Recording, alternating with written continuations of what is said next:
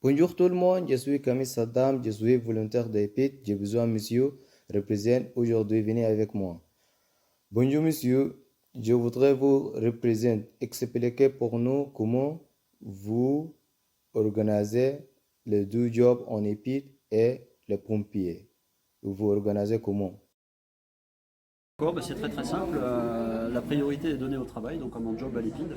Je suis salarié ici, donc je dois d'être là quand on me demande d'être ici. Et à l'inverse, tout mon temps libre, à partir du moment où je quitte mon travail, je peux le destiner à un fonctionnement en centre de secours, Oui, y compris le soir, y compris le week-end. Je peux quitter l'entreprise à titre exceptionnel si j'ai une convention entre le service et l'Épide. Voilà. monsieur. Bonjour, moi pareil que Frédéric, donc pour pouvoir travailler, reste la priorité, donc je donne la priorité au travail. Après, comme j'ai l'avantage de faire de la formation et des horaires de bureau, quand je suis au bureau, j'ai un petit accord avec mon employeur si je dois arriver en retard. Et après, en dehors de ça, quand je rentre le soir, le week-end, quand je peux me mettre disponible pour les pompiers, je me mets disponible pour les pompiers. Merci. D'accord, merci. Pouvez-vous expliquer pour nous les choses dans les pompiers? Expliquer brièvement sans aller trop dans les détails. Donc je vous ai classifié les tenues sur 3 grandes décennies. Alors vous avez ici les années 70-80 avec un casque tradition ici que tous les pompiers de France ont porté pendant pratiquement un siècle, puisqu'on l'a hérité de l'armée française en 1933, qu'on appelle le casque Adrien. Voilà. Okay. Voilà, donc, avec les vestes de cuir et les ceinturons qui vont avec. Ici, on a une représentation des EPI que nous portions dans les années 90. D'accord.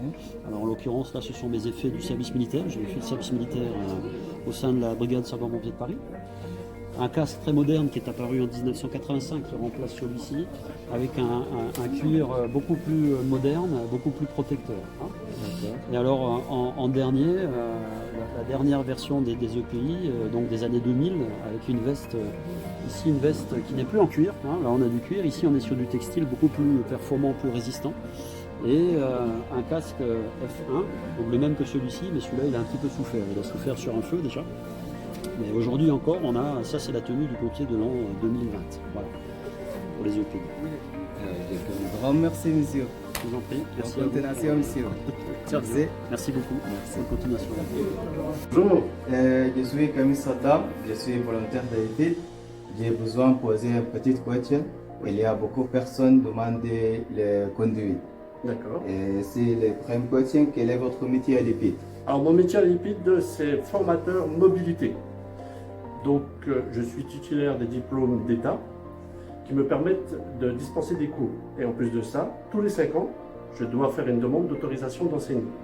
Ce qui me permet de vous donner à l'EPID des cours d'ASR, de code, de vous amener jusqu'à l'examen, de vous faire passer le code, pour après vous faire des conventions pour financer votre permis de conduire. D'accord. Et la deuxième question, c'est facile de passer le code l'EPIT? Alors, le code à l'EPID, l'avantage, c'est qu'on va faire des cours plus détaillés que dans les auto-écoles.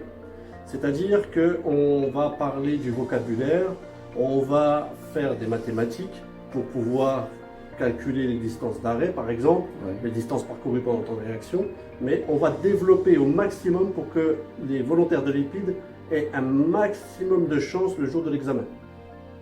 Donc, on va essayer de faciliter les choses au maximum pour qu'ils puissent l'avoir. D'accord, c'est bien, monsieur. Ok, pourquoi? Ouais. Donc, vos conseils pour bien se préparer. Ouais. Alors, l'EPID met à votre disposition beaucoup d'outils. Ouais. Vous avez un livre de code qui est offert, vous avez un accès à une plateforme qui s'appelle PrépaCode sur vos téléphones portables, sur vos ordinateurs. Il y a des ordinateurs disponibles à l'EPID. Donc, vous avez un livre, vous avez PrépaCode, vous avez un formateur qui vous est dédié, vous avez les collègues qui peuvent travailler avec vous, notamment en enseignement général, sur le vocabulaire.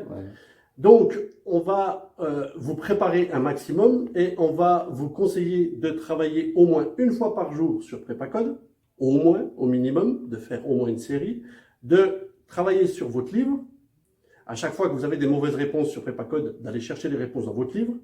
Et puis surtout, c'est de ne pas hésiter à demander quand vous avez un souci. Quand vous ne comprenez pas quelque chose, on est là, on est à votre disposition, on vous répond avec grand plaisir. Merci beaucoup. La dernière question, combien de temps fait-elle pour passer le permis? Alors ça dépend des gens. Ça va dépendre des personnes. Il n'y a pas de temps défini si vous voulez. Ouais. Il y a des gens qui vont avoir le code en 1 mois. Il y a des gens qui vont avoir le code en 3 mois, d'autres en 5 mois. Tout dépend de la personne. D'accord? Et donc, après, pour avoir le permis, c'est encore un autre niveau. C'est si la personne se débrouille bien. Généralement, en France, la moyenne, c'est 35 heures pour avoir le permis. Mais encore une fois, ici à l'EPID, vous avez de la chance, parce qu'à l'EPID, on va vous préparer sur les 10 premières heures sur un simulateur. On va essayer de vous aider au maximum pour réduire justement ce volume horaire que vous aurez à l'auto-école. Ok. Et j'entends aussi, il y a beaucoup de personnes qui EPID payer pour permis. Alors, l'EPID ne va pas payer totalement votre permis. Ouais. L'EPID va vous aider. Aujourd'hui, avec la hausse de l'énergie, Ouais. avec les factures qui sont de plus en plus lourdes, les auto-écoles ne peuvent plus se permettre de faire des cadeaux.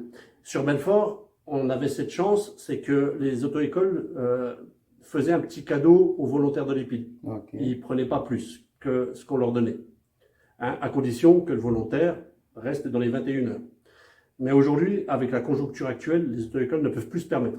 Donc nous, on vous aide, mais comme les volontaires de l'EPID sont augmentés aussi, hein, puisque maintenant vous touchez un peu plus, eh bien, voilà, je veux dire, vous avez la possibilité de financer les heures supplémentaires.